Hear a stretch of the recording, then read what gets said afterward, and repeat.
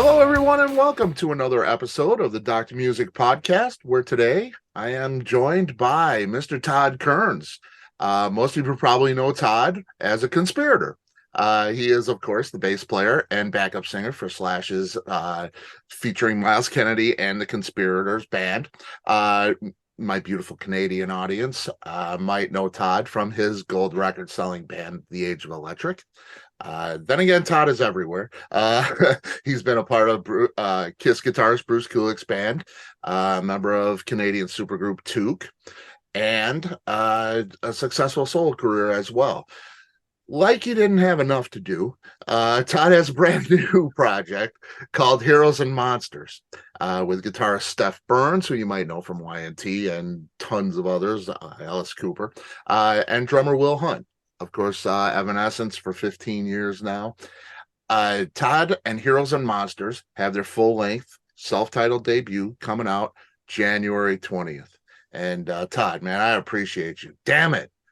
It's great to be here, my friend. This is a nice way to be having coffee, starting my day. You got a Montrose record in the background. Is that what that is? Oh yeah.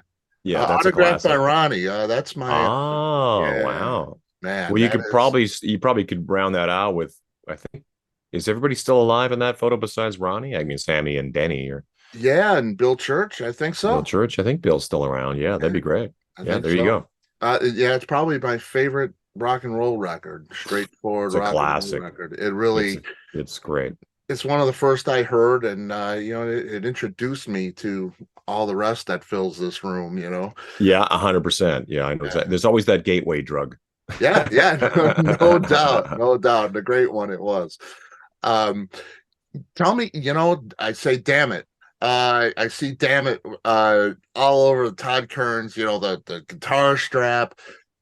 Before we even get started on me, you gotta explain the nickname, man.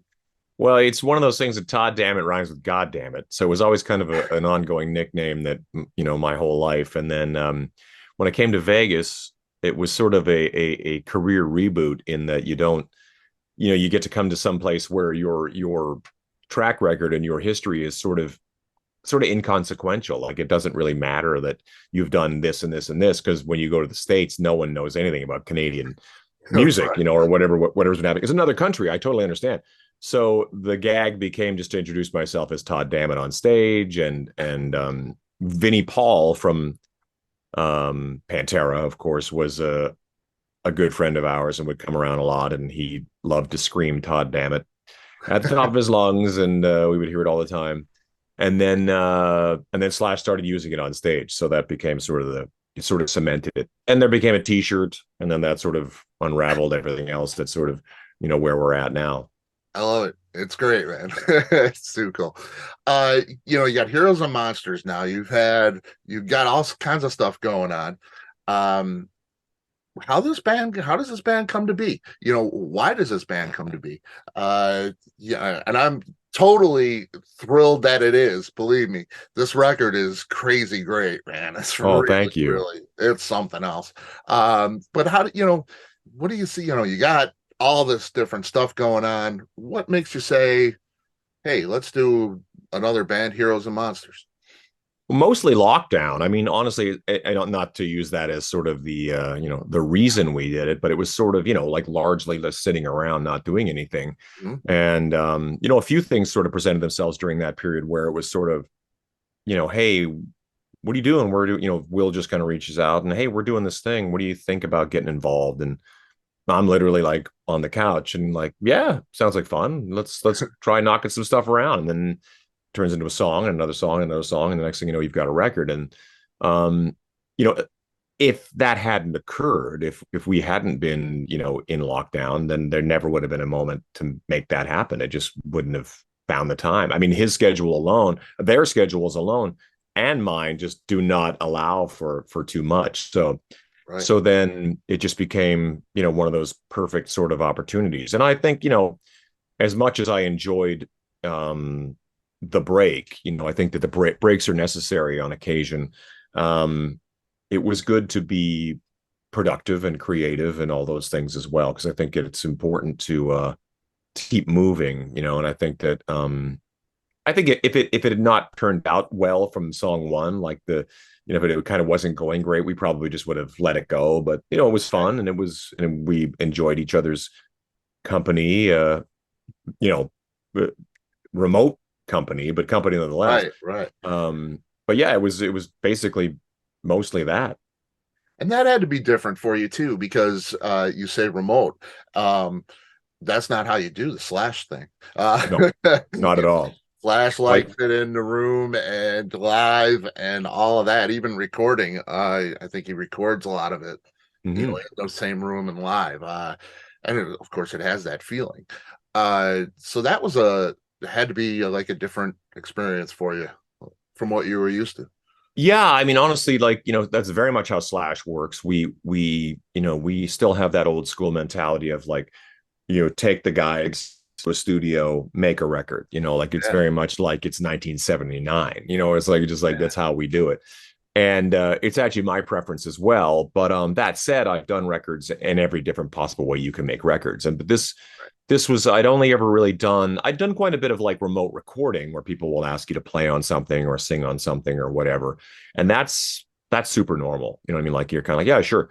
But the actual idea of recording something, like an entire record, was sort of, and collaborating too, like the actual writing, like how you and I are talking now, was a lot of, what do you think of this? What do you think of that? And next thing you know, it's sort of, there's a song and another song and another song.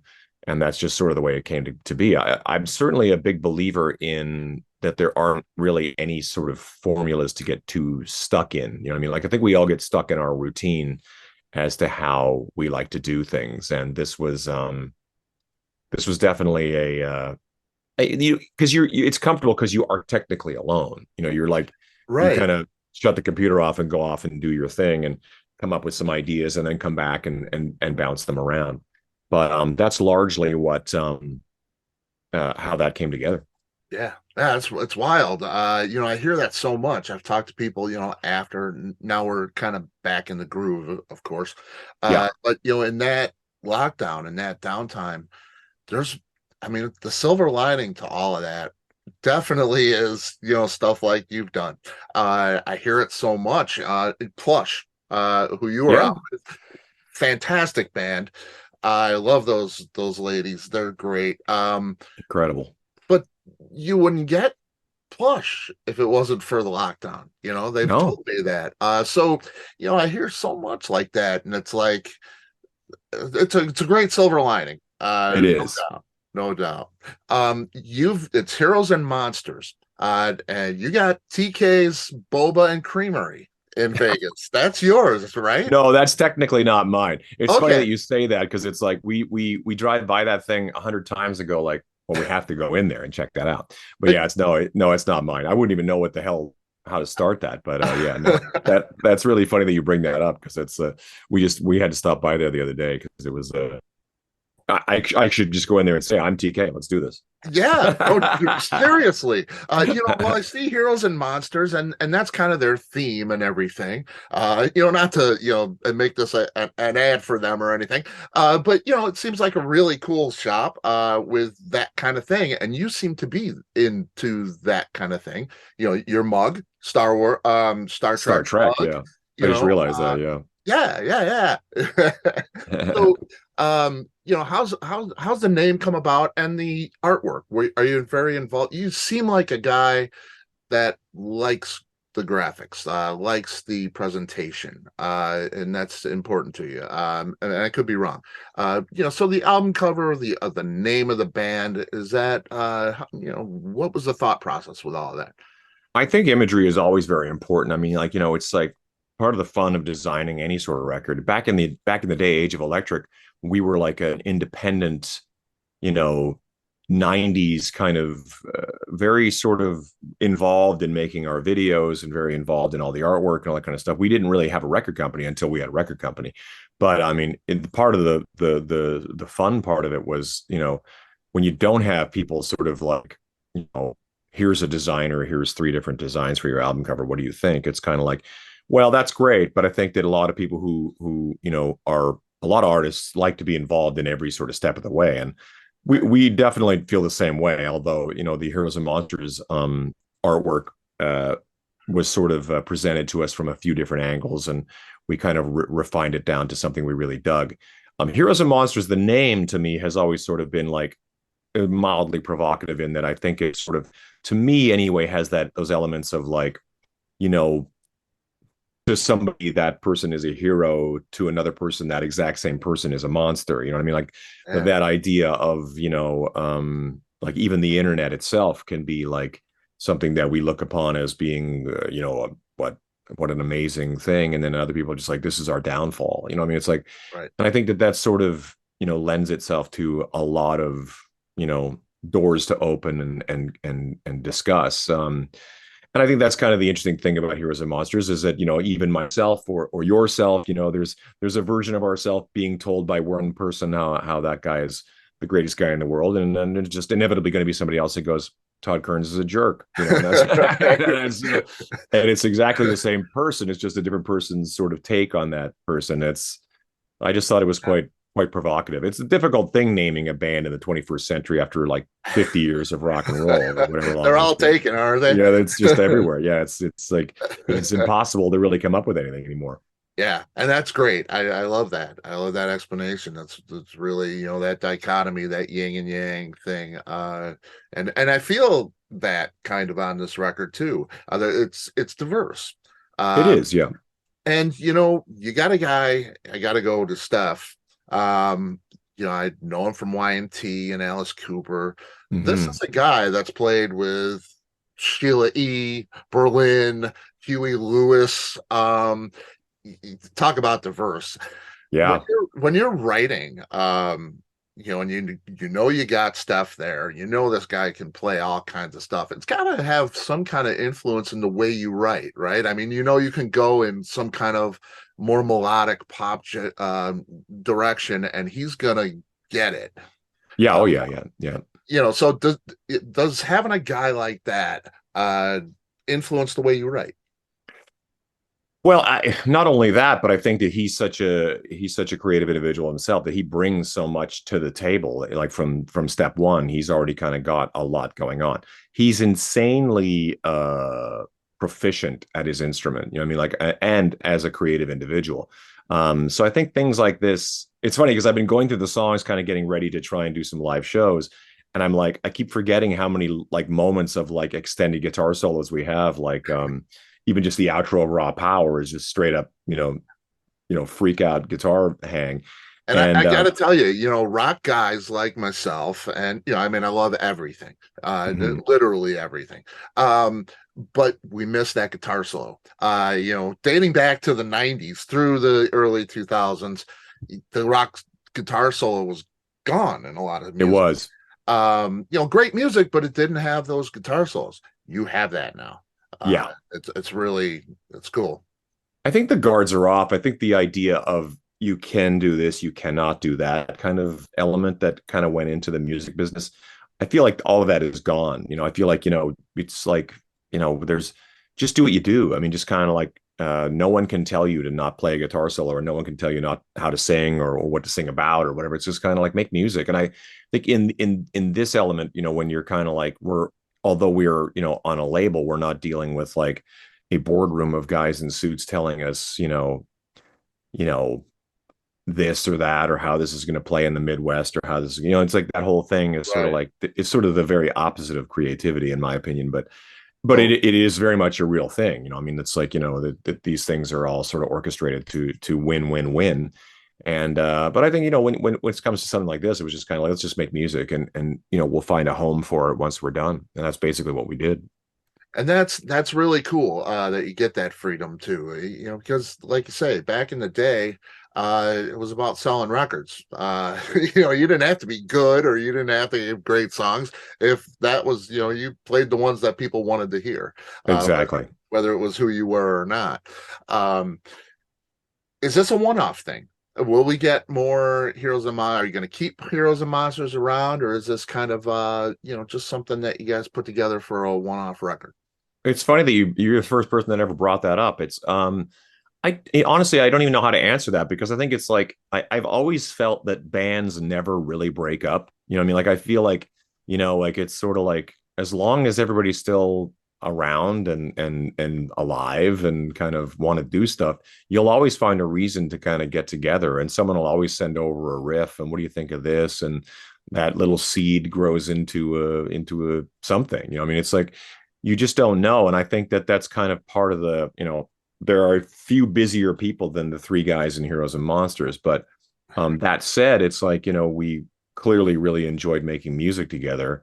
And it's funny because I was going to say made a successful record, and it's not even really about sales to me. It's kind of more like we succeeded in collaborating to make a full record of music. To me, that's the success, and I think that that's part of the fun, is that it was so much fun that I can't imagine we wouldn't find our way back to it. It may not be tomorrow. I mean, it's sort of like one of those things where scheduling permitting, who knows what we could come up with. Yeah. Yeah, and that's great. I'd love to hear another record, because this one is incredible, and this with the diverse, back to the diversity. There's Marvelous 3. I don't know if you're familiar with. Big fan. Yeah. Butch's band. Yeah, and I love Butch Walker as a writer, Mhm. producer, just Me too. huge talent. And I miss that band, and I hear little bits of that style in this, and that just brought so much back for me. I'm like, I've been wanting that because it's unique. There's not too many bands doing something like that, and for you guys to touch on something like that, even like a Foxy Shazam. I don't know; these are kind of deeper bands. No. We toured with Foxy. They're one of the Cool. most underrated bands of the past 10 years, in my opinion. That's great to hear. I love Yeah. that band as well. And I hear a little bit elements of that, and with that little bit of Queen influence kind of thing. It's so bright and fun to listen to. This is just a great record. People really need to hear this record. Did you have intent going into the record, or did you just start writing and hey, whatever comes out? Or did you have a particular sound or goal that you wanted to achieve with the record? It's funny because I don't remember ever discussing any sort of like, we should do this kind of a record or make these kind of songs. It just sort of came together. Honestly, it's sort of, I think that all those things that you just talked about, like in terms of the classic fun, Cheap Trick, Sweet, all those great Queen, obviously, those big rock, for lack of better words, sort of slick production-y kind of like things are so much a part of our collective interest. You know what I mean? And that's the thing about any band, has sort of like the stuff that they collectively enjoy, and then the stuff that individuals kind of enjoy that might be kind of that the other two or three or four or five, whatever, aren't aware of. You know what I mean? So everybody's kind of bringing their own thing to the potluck, I suppose. But it's sort of but all those elements, I think, for me anyway, I've become less and if you live through the 90s like I did, especially as a musician, there became a very sort of serious sort of mandate of like, this is not cool anymore. You can't do this, and there was, and I was a kid. So, we grew up with long hair and wanted to wear leather pants and play rock and roll, and then it became kind of like, okay, well, that's, not only is it not cool anymore, it's kind of almost sort of, detrimental, like, and, I think we naturally sort of evolved through that kind of stuff, because I think like anything, I think we just sort of naturally find our way through these things. And, but then, as time passed, I remember making a Toque record at one point, one of my other projects, and the guitar player going like, I go, okay, and then we'll do the guitar solo here. And I remember him looking at me going like, are we going to do a guitar solo? Like as if he'd been so beaten down by the idea of like guitar solos are sort of verboten. And I go, fucking A, you're going to do a guitar solo. You're like, it's time for you to shine, and now every song has this guitar clinic, kind of moment that he does because he's so good at it. And I think Stef needs to do the same thing. And I think that, we kind of get to, make your own rules when it comes to this kind of thing, where it's, let the audience find. The cool thing is that places like Europe never really let go of rock. They love rock and roll, South America, Australia, Japan, they love rock and roll. They're not quite they don't quite get as hung up on changing trends or what as much as we might do here in North America. But Yeah, that's basically all I could say about that is, it just felt normal. It felt natural for us to just kind of like lean into the stuff that we grew up on and the stuff that we knew, that we knew and know. Because I don't know about you, but I know for myself when I'm sitting in the car and I'm going to call up some music, it's rarely something that I've not heard before. It's usually, oh, Dream Police, or Right. something that I love and I've heard a million times. That's just the nature of what we do as human beings. That said, I am really trying to kind of lean into some new music. I'm not as hip as I should be. And I'm torn a lot of times because it's what I do is listen to new music and promote new music and great bands, and there's a Sure, ton of them out there. sure, But I love throwing on Dream Police every now. You know what I mean? I want to totally. a lot of times, but I got to be fair and give these newer bands some time. And it's great. There's tons of great new music, and you're definitely a part of that with this and everything else you got going on. It's cool. You Thank you. mentioned Sweet, Set Me Free on this record. From one of my favorite records, it probably goes with this one right here, as one of my all-time favorites. Desolation Boulevard is a crazy great record. Set Me Free, one of the heaviest Sweet songs there is. You could say it was the beginning of like a thrash almost. Yeah, totally. Yeah. How do you decide to do that song? Where's that come from?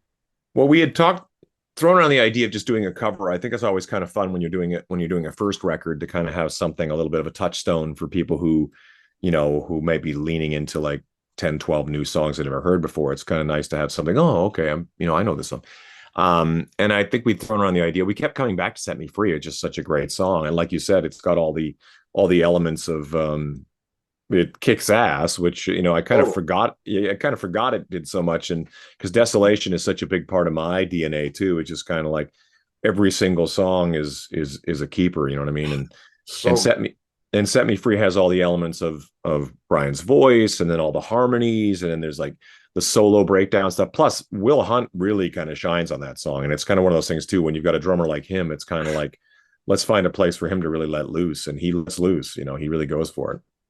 yeah, he's crazy great too. Yeah, he's a Uh, monster. Yeah. yeah, totally.